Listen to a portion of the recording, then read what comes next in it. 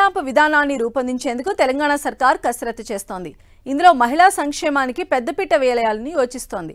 మహిళా సాధికారతను ప్రోత్సహించే దిశగా వారికి స్టాంప్ డ్యూటీ తగ్గించే అవకాశాన్ని రేవంత్ సర్కార్ పరిశీలిస్తోంది.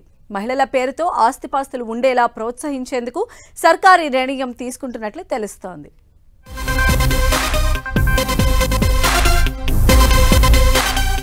కొత్త స్టాంపు విధానంపై తెలంగాణ సర్కార్ కసరత్తు. మహిళా సంక్షేమానికి పెద్దపీట వేయాలని యోచన. మహిళా సాధికారతను ప్రోత్సహించేలా స్టాంప్ డ్యూటీ తగ్గింపు. మహిళ పేరుతో ఆస్తిపాస్తులు పెంచేందుకే ఈ నిర్ణయం.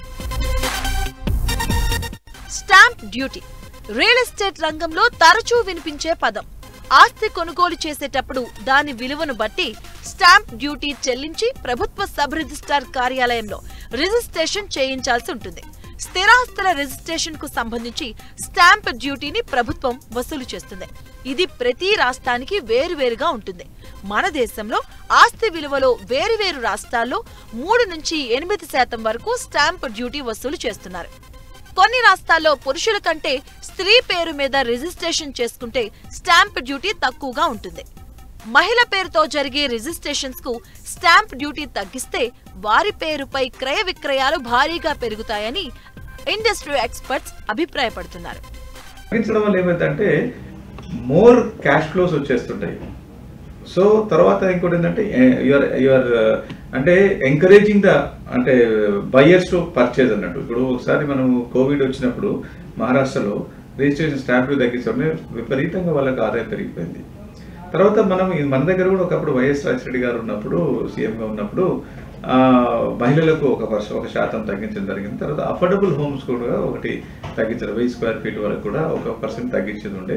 అట్లాంటివి కొన్ని తీసుకొస్తే కొంత వెసులుబాటు ఉంటుంది. ఇట్స్ నాట్ దట్ ఏదో మనకేదో జరిగిపోతుందని కాదు, అంటే మహిళలకు కూడా కొంచెం ఇంపార్టెన్స్ ఇచ్చినట్టు ఉంటుంది. ఇక తెలంగాణ విషయానికి వస్తే రిజిస్ట్రేషన్ చేసుకుంటున్న ఆస్తి విలువలో 4% స్టాంప్ డ్యూటీ చెల్లించాలి. అలాగే రిజిస్ట్రేషన్ చేసుకునే స్థిరాస్తికి సంబంధించి ట్రాన్స్ఫర్ డ్యూటీ చెల్లించాల్సి ఉంటుంది.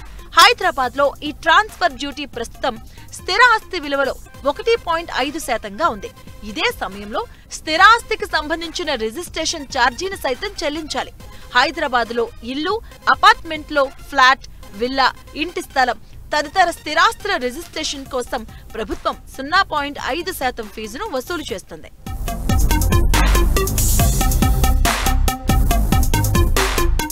హైదరాబాద్ లో స్థిర ఆస్తుల రిజిస్ట్రేషన్ కోసం 4% stamp duty, 1.5% transfer duty, 0.5% registration చెల్లించాల్సి ఉంటుంది.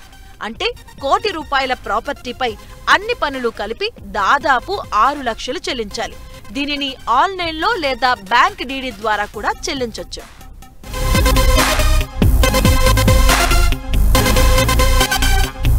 ఇక కొత్త స్టాంపు విధానంపై తెలంగాణ సర్కార్ కసరత్తు చేస్తుంది. మహిళా సంక్షేమానికి పెద్దపీట వేయాలని యోచిస్తుంది. మహిళా సాధికారతను ప్రోత్సహించేలా తెలంగాణ సర్కార్ భావిస్తుంది.